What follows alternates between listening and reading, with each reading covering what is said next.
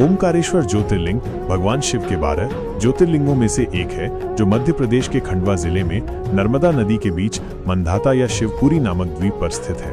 ये द्वीप आलमे के आकार का है, इसलिए इसे ओमकारेश्वर कहा जाता है। इस पवित्र स्थान से जुड़ी कई पौराणिक कथाएं हैं। 1.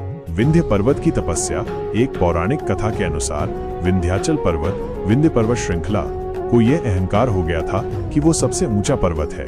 उसने अपनी श्रेष्ठता सिद्ध करने के लिए भगवान शिव की कठोर तपस्या की। उसकी तपस्या से प्रसन्न होकर भगवान शिव प्रकट हुए। उसी समय देवता और ऋषि भी वहां पहुंच गए और उन्होंने भगवान शिव से अनुरोध किया कि वे उसी स्थान पर ज्योतिर्लिंग के रूप में विराजमान हो। देवताओं के निवेदन पर भगवान शिव 2 स्वरूपों में विभाजित हो गए, एक ओंकारेश्वर और दूसरा अमलेश्वर ममलेश्वर। दोनों लिंगों का स्थान और मंदिर अलग अलग हैं, लेकिन उनकी सत्ता और स्वरूप एक ही माना जाता है। 2. राजा मांधाता की तपस्या। एक अन्य प्रचलित कथा के अनुसार इक्ष्वाकु वंश के महान राजा मांधाता ने इसी पर्वत पर भगवान शिव की घोर तपस्या की थी। उनकी तपस्या से प्रसन्न होकर भगवान शिव ने उन्हें दर्शन दिए और वरदान मांगने को कहा। राजा मांधाता ने भगवान शिव से प्रार्थना की कि वे यहीं निवास करें और भक्तों को मोक्ष प्रदान करें। राजा की प्रार्थना स्वीकार कर भगवान शिव ओंकारेश्वर ज्योतिर्लिंग के रूप में यहीं विराजमान हो गए। तभी से इस स्थान को मांधाता नगरी के नाम से भी जाना जाता है। 3. नर और नारायण की तपस्या। कुछ मान्यताओं के अनुसार भगवान विष्णु के अवतार नर और नारायण ने हिमालय पर कठोर तपस्या की थी।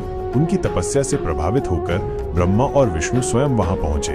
भगवान शिव भी प्रकट हुए और उन्होंने दोनों ऋषियों को वरदान देने का प्रस्ताव दिया।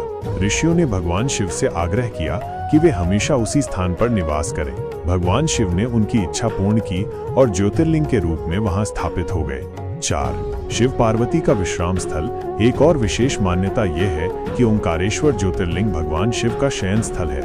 ऐसा माना जाता है कि भगवान शिव माता पार्वती के साथ तीनों लोक का भ्रमण करके हर रात ओंकारेश्वर में विश्राम करने आते हैं। इसलिए रात में यहाँ भगवान शिव और माता पार्वती के लिए बिस्तर और चौसर एक प्रकार का खेल बिछाई जाती है। सुबह जब मंदिर के कपाट खुलते हैं तो चौसर और उसके पासे बिखरे मिलते हैं, जैसे किसी ने रात में खेला हो।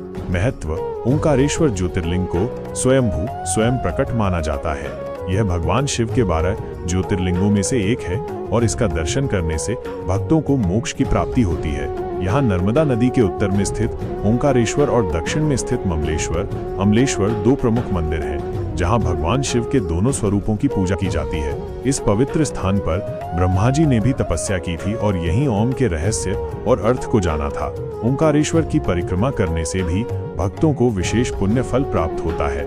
यह मंदिर मध्य प्रदेश के खंडवा जिले में एक प्रमुख धार्मिक स्थल है, जहां लाखों श्रद्धालु हर साल भगवान शिव के दर्शन के लिए आते हैं।